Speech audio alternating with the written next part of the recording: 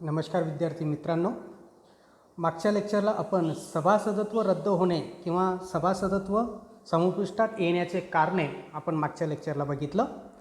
आज आपल्याला व्यवस्थापन समिती किंवा कार्यकारी समिती, त्याला इंग्लिशमध्ये म्हटलं जात असतं मॅनेजिंग कमिटी किंवा बोर्ड ऑफ डायरेक्टर, या पॉईंटला सुरुवात करायची आहे. अगोदर व्यवस्थापन समिती किंवा कार्यकारी समितीचा अर्थ आपण समजून घेऊ.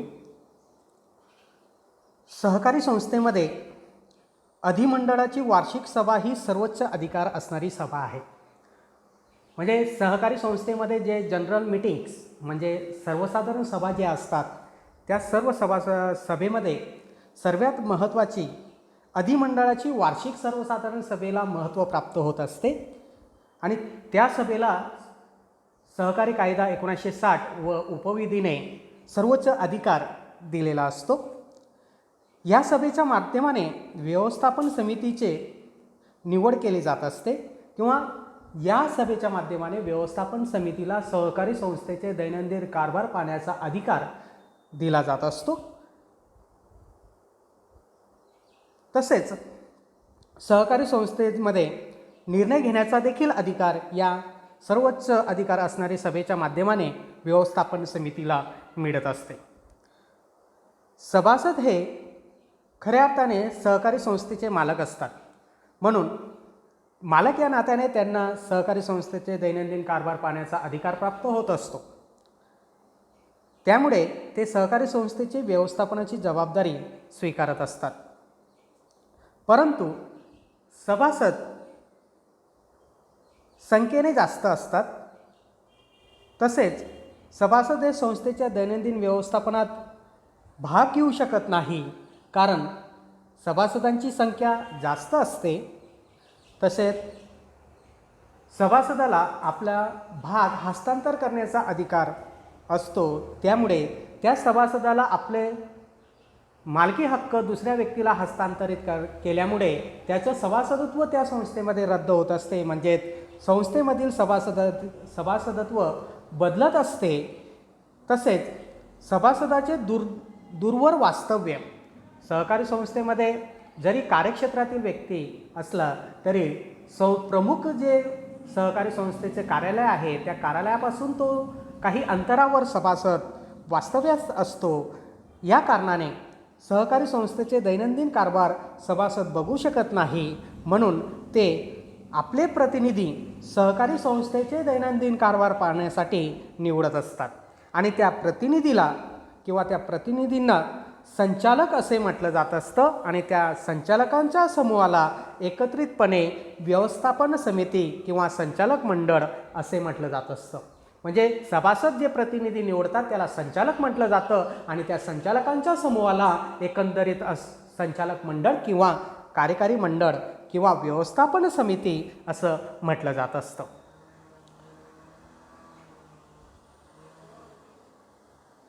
ज्या समितीच्या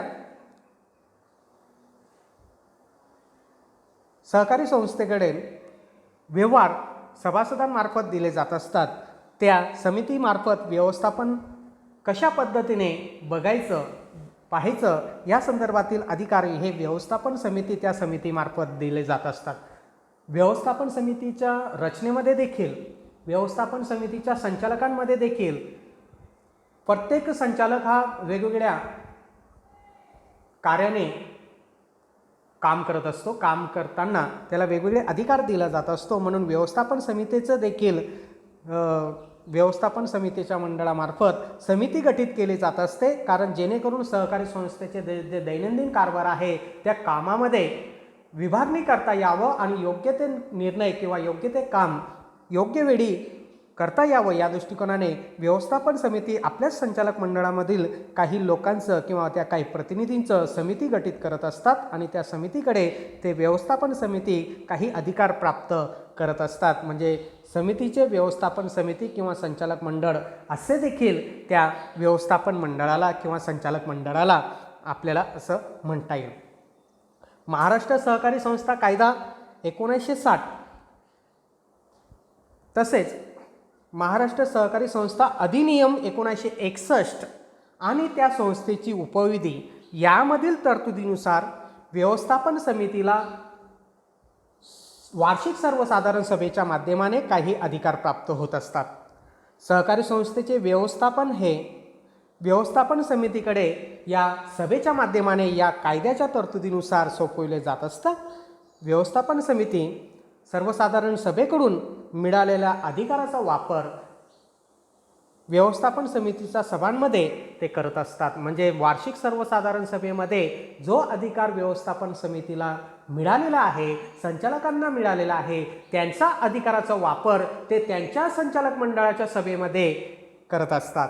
म्हणजे वैयक्तिकरित्या ते संचालक आपला अधिकाराचा वापर करू शकत नाही. त्या अधिकाराचा वापर त्या सभेच्या माध्यमानेच करू शकतात आणि त्या सभेला म्हटलं जात असतं व्यवस्थापन समितीची सभा. आणि त्या व्यवस्थापन समितीची सभा जे सभासदांनी त्या अधिकार व्यवस्थापन समितीला दिलेला आहे त्या अधिकाराचा वापर कायद्याच्या तरतुदीनुसार म्हणजे महाराष्ट्र सहकारी कायदा 1960 अधिनियम 1961 आणि त्या संस्थेच्या उपविधीनुसार ते व्यवस्थापन समिती त्या आपल्या अधिकाराचा वापर सभेच्या माध्यमाने करत असते.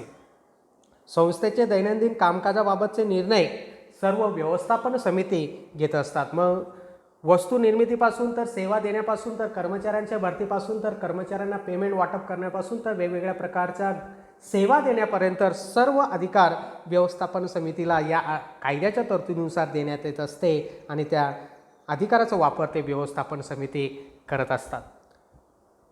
कार्यकारी समितीचा कार्यकाल हा 5 वर्षासाठी असतो.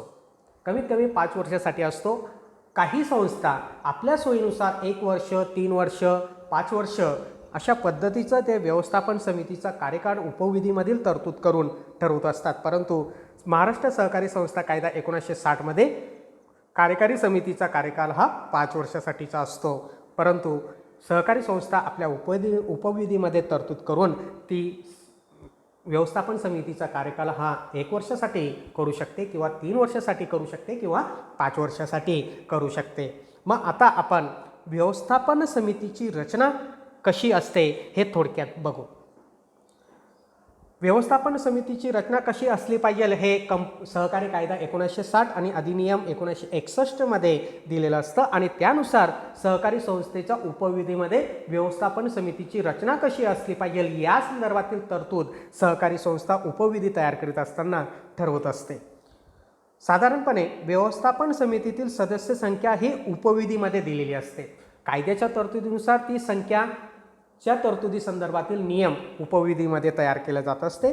सामान्यपणे व्यवस्थापन समितीतील सदस्य संख्या ही विषम अंकात किंवा विषम संख्येमध्ये असते. म्हणजे 1, 3, 5, 7, 9, 11, 13 अशा 21 पर्यंत विषम संख्येमध्ये ते व्यवस्थापन समितीची संख्या असते.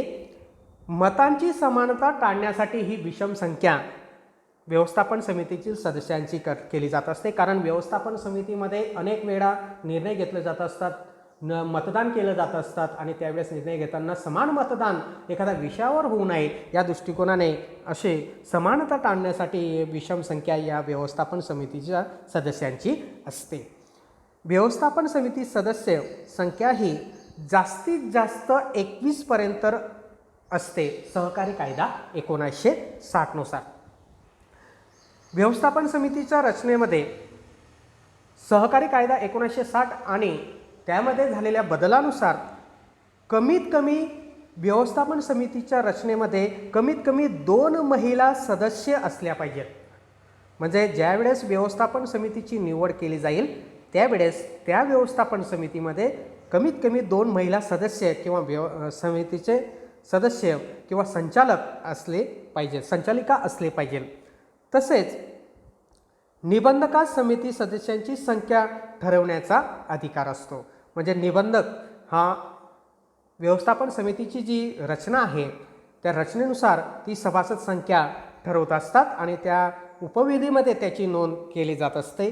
निबंधक साधारण किंवा विशेष आदेश काढून आणि त्याची प्रसिद्धी सहकारी राजपत्रात करून सदस्य संख्या ठरवत असते. म्हणजे ज्यावेळेस उपविधी सहकारी संस्थेमार्फत प्रवर्तक व्यक्ती तयार करत असतात त्यावेळेस व्यवस्थापन समितीची रचना कशी असली पाहिजे त्या दृष्टिकोनाने नियम तरतूद या उपविधीमध्ये ते केली जात असते. म्हणजे विषम संख्येमध्ये ती संख्या निश्चित केली जाते आणि त्यानुसार त्या व्यवस्थापन समितीमधील सभासद कोण कोण असतील, सदस्य कोण कोण असतील, त्यानुसार त्यांची निवड केली जात असते आणि त्याला मंजुरी निबंधकाकडनं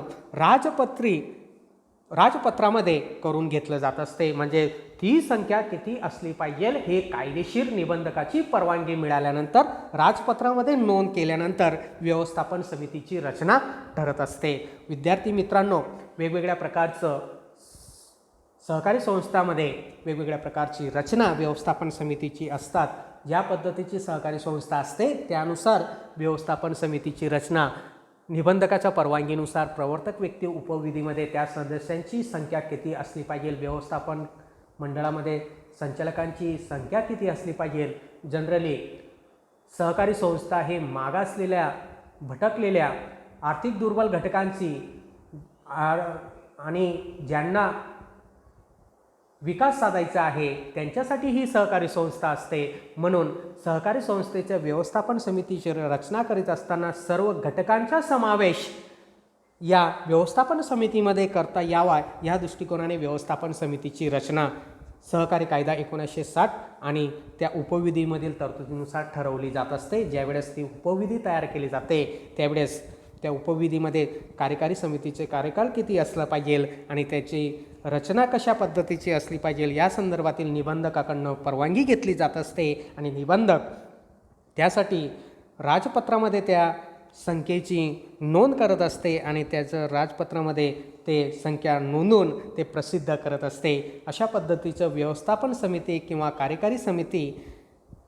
याचा आपण अर्थ बघितला आणि व्यवस्थापन समितीची रचना कशा पद्धतीची असते ते देखील आपण आज बघितलं. उद्या आपण व्यवस्थापन समितीचे वेगवेगळे कार्य आपण बघणार आहोत. नमस्कार.